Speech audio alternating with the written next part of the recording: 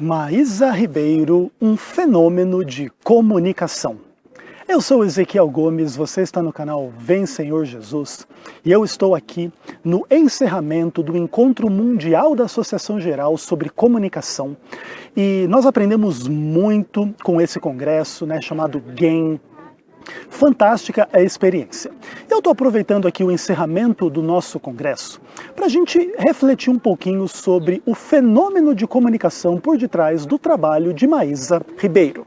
Então, antes de falar um pouquinho a respeito dela, vamos ler a palavra de Deus, Gálatas capítulo 1, verso 8 em diante, diz assim: Mas ainda que nós, ou mesmo um anjo vindo do céu, vos pregue evangelho que vá além do que vos temos pregado, seja anátema. Assim como já dissemos, e agora repito, se alguém vos pregue evangelho que vá além daquele que recebestes, que seja anátema. O que acontece? Maísa Ribeiro, ela tem a qualidade de ser uma pessoa comunicadora, de ter assim uma boa retórica, uma boa oratória, saber prender a sua audiência e de utilizar-se então destas qualidades para pregar mensagens supostamente cristãs. Acontece que quando você vai avaliar um pouquinho a teologia dela mais de perto, você percebe inúmeros equívocos e enganos.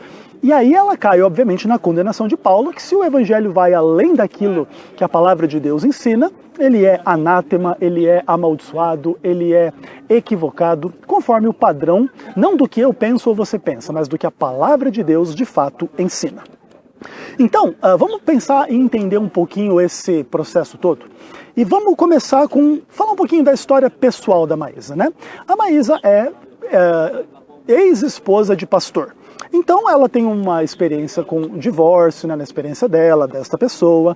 E em algum momento da experiência dela, ela foi para os Estados Unidos e lá, eu não conheço exatamente a história em todos os seus pormenores, até porque o lado pessoal não é aquele que mais me interessa, mas ela foi para os Estados Unidos e, pelo que eu entendo, começou a produzir aí pregações e coisa e tal, e em algum momento conheceu David Gates. Então, ela foi comissionada por David Gates para gravar uma série sobre Daniel e Apocalipse na Bolívia, em português, para fazer o trabalho no Brasil, que depois seria desenvolvido através da TV Terceiro Anjo, que é um ministério do David Gates. Então, o que acontece? A Maísa é uma ex-esposa de pastor, que então usa-se de meios de comunicação para fazer as suas palestras sobre profecia, sobre culinária, sobre alimentação, sobre o evangelho, sobre a palavra de Deus, sobre psicologia e etc e tal. Ok. E o que é o conteúdo daquilo que Maísa Ribeiro ensina?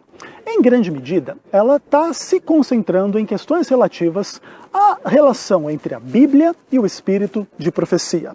Em grande medida, esta é a problemática teológica por detrás das mensagens de Maísa Ribeiro. Então, geralmente, o que acontece? Essa relação entre Bíblia e espírito de profecia é uma relação bastante complexa se você for avaliá-la em termos doutrinários, em termos acadêmicos.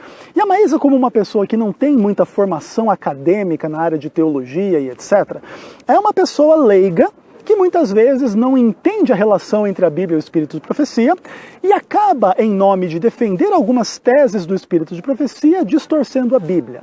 E esse é um dos principais problemas da obra de Maísa Ribeiro como comunicadora. Por detrás também da obra dela, a gente percebe muito fanatismo, muito legalismo, muito sensacionalismo, uma interpretação muito rasa dos textos bíblicos e dos próprios textos do espírito de profecia, uma leitura extremamente enviesada, extremamente, vamos pensar assim, fundamentalista, mas no sentido negativo do termo. Isso é muito complicado na comunicação da igreja. Então você imagina o fenômeno de comunicação, Você tem agora uma pessoa que usa a sua capacidade de oratória e etc.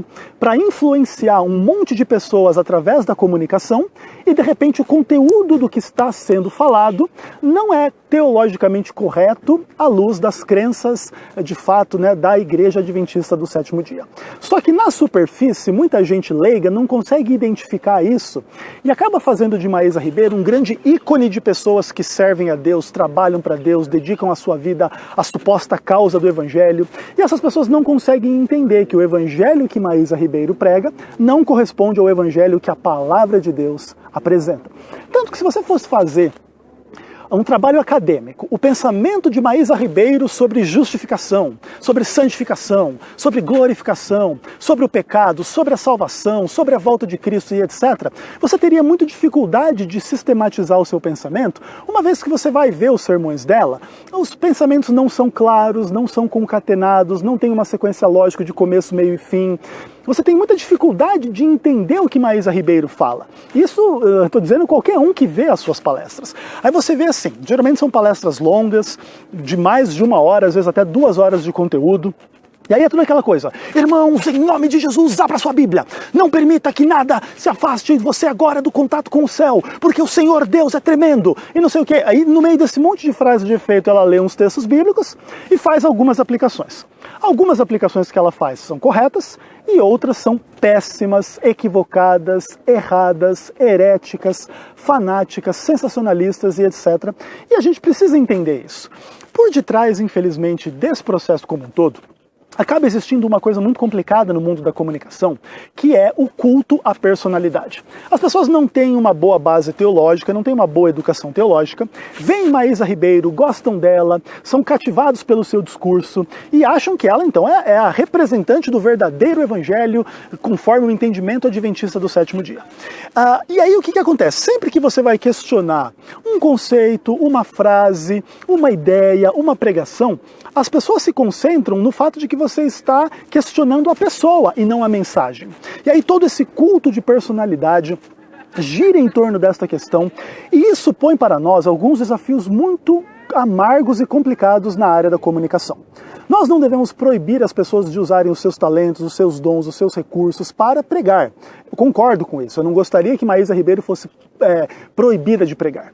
Mas eu gostaria que a igreja tivesse uma educação teológica mais sólida, para que qualquer pessoa que visse Maísa Ribeiro pregando pudesse identificar na própria mensagem que ela prega falta de lógica, falta de conformidade com os textos bíblicos, falta de uma boa interpretação, falta de uma boa exegese, falta de uma boa cosmovisão e uma boa hermenêutica, porque aí ela pode pregar o que ela quiser, que ela não vai fazer estrago.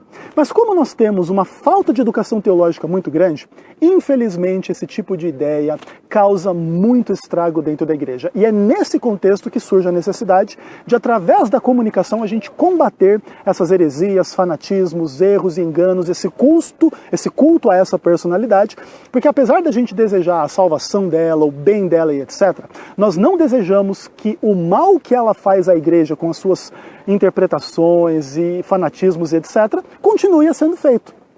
Então, o combate comunicacional, vamos pensar, a obra de Maísa Ribeiro, não é um embate pessoal, mas é um embate teológico e importante para o amadurecimento da teologia da igreja e das próprias pessoas que defendem esse tipo de ideia que ela defende. Então, é importante que vocês entendam isso, para que a nossa comunicação avance e avance com um conteúdo correto. Porque se alguém pregar um evangelho que vai além do que a palavra de Deus ensina, conforme a palavra do apóstolo Paulo, que seja anátema.